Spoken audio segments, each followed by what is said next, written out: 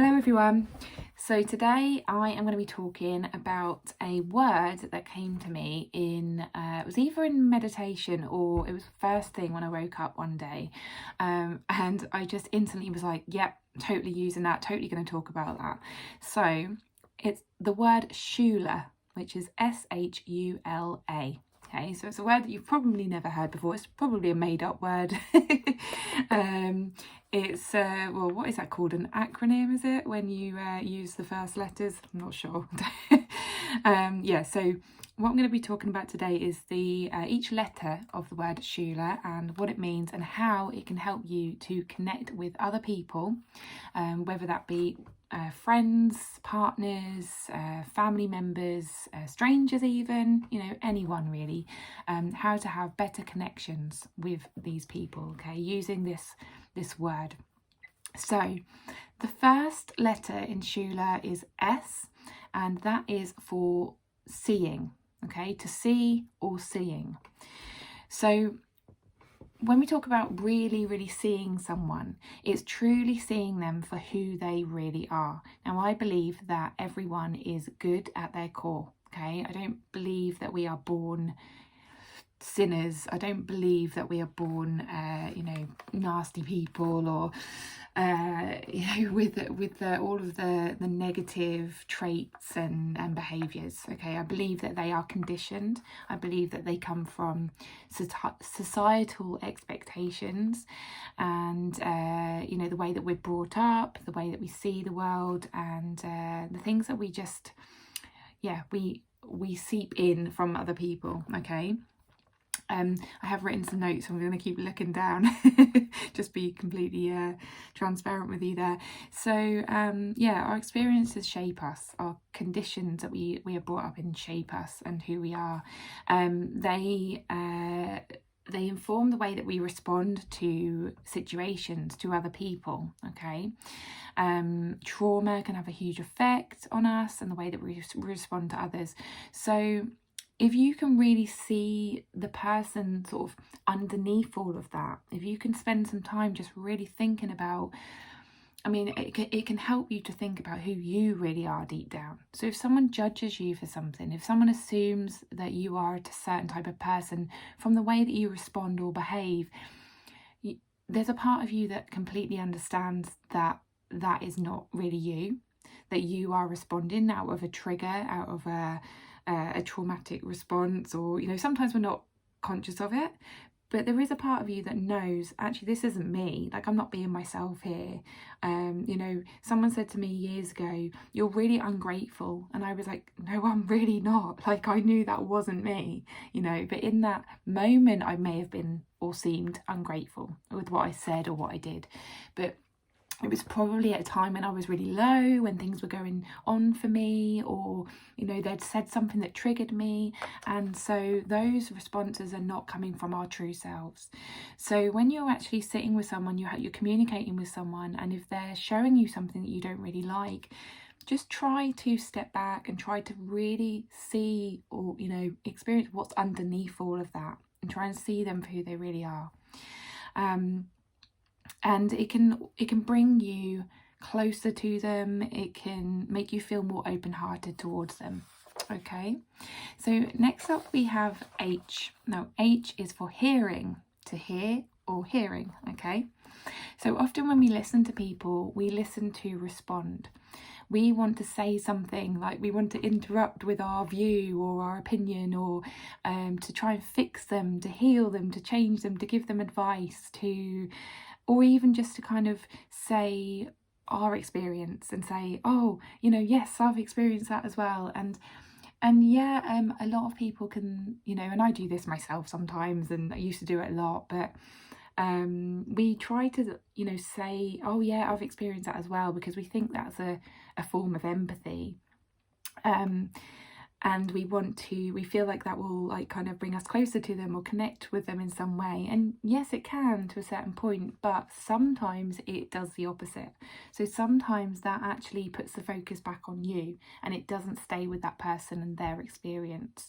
Okay, so when we're saying, oh yeah, I've experienced that as well, I did this and I did that, it's then talking about you. Can you see that? So it kind of like deters it away from them, and they can sometimes feel unheard in that situation. So empathy is actually really, trying to get into their world. It's trying to see what they've experienced. And, one of the things that you can do to check in is, and not kind of respond straight away, is like just stop and just really listen and be present and ask more questions. Okay, try to really hear what they're saying, and ask them kind of how they felt about that, because they may have felt different to what you felt when you experienced something similar, if that makes sense. Okay, so yeah, just trying to kind of understand what it was like for them, really. So you can ask more questions, and yeah, I think that's it for that one. Okay, the next one is understand. Okay, so as I mentioned before, sometimes we can jump in with our own kind of view on our experience of it, and we have a tendency to to do that and kind of not listen properly, and jump in with our view. Sometimes we don't understand what the other person is saying, and we can kind of change the subject if we don't understand, or we can just kind of glaze over.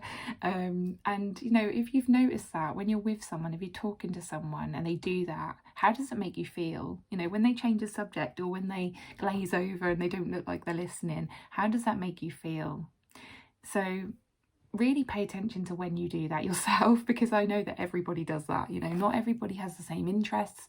Not everybody, sorry, I'm really sort of itchy today and keep like messing with my hair and my face, and I've got watery eyes as well, so just ignore me if I'm just touching my face all the time. Anyway, I digress.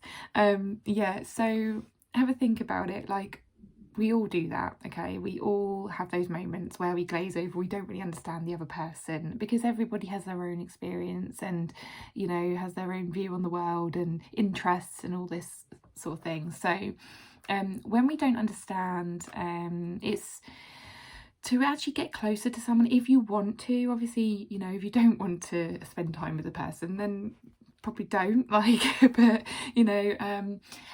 but some of the things that you can do if you want to get closer to the person, you want to connect with them more, is try to understand. And when you try to understand someone, they feel really seen and heard. Okay, they feel like you want to connect with them, and it brings you closer. So ways that you can try and understand is ask more questions. So I don't really understand what you're saying there. Can you explain it more? Can you tell me more? Can you or just ask questions about the interest they're talking about, or the subject they're talking about. So ask questions. You can even just be completely honest and say, I'm not really following, I'm not really understanding, but it does sound really interesting. So you're just showing an interest, okay? And that will really help with connecting. I think that was it for that one. Had to write these notes because I was like, I don't want to miss anything out. The next letter is L. Can you guess what L is for? Love. Okay, so everybody wants love. Everybody wants to experience love, and this isn't in terms of relationship love, like partnership, romantic love. It's just love across the board. Love from friends, love from family, acts of love, acts of kindness, acts of compassion. We all want that in our lives. I believe we were all born from an energy of love. So we have love at our core. That is who we are. That's what I said at the start. We're all good. We all come from love. Okay, so anything that kind of is different to that, it just feels wrong, doesn't it? And anytime that someone is judging us or responding to us in a negative way, it doesn't come from a love energy. It comes from like a fear energy, or like a traumatic response, or just a negative experience. It comes from that energy. Okay, so one of the things that you can do is, whenever you are with someone who is like, you're not feeling the love, you're not feeling that closeness, you're feeling maybe judged by them, or you're wanting to respond in a negative way towards them, just kind of stop and tune into your heart and just ask yourself, is this coming from a place of love? And if not, how can I shift into a place of love? What can I do, what does my heart want to say in this situation? And it might just be that you need to step away, you need to walk away for the moment, you know, you need to sort of detach yourself, because you're not kind of getting anywhere. But you know, always kind of see if you can pause and say, you know, is what I'm about to say, or is what I'm about to do coming from a place of love? Okay.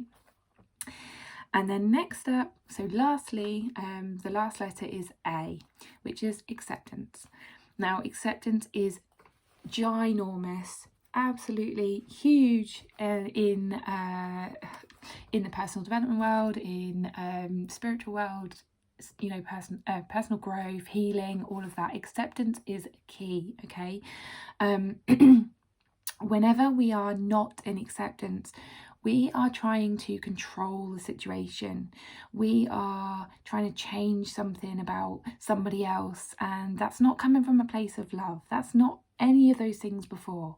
Okay, that's not seeing them, hearing them, understanding them, loving them. That's none of those things. Okay, acceptance is all of these things. Acceptance is unconditional love. Okay, it's one of the first things that I learned when I did my counselling course, and it just literally shifted something within me. I am going to use an example. So they asked us in our lives, who do we unconditionally accept, unconditionally love? And most of us couldn't think of it because we couldn't think of a person. Some people were saying like our pets because they couldn't think of a person to like. You had to really think about like the amount of people you judge and things you don't like about people, like, you know, the things you want to change about people. And most people wanted to do that. They wanted to change things about people in their lives. You know, they were annoyed at things or frustrated and things like that. And they were like, you know, really, really think about it. And yeah, I think I said my cat at the time, and it was it's quite funny. But also I realised that I had been judging my sister because she had tattoos, and I at the time didn't like tattoos.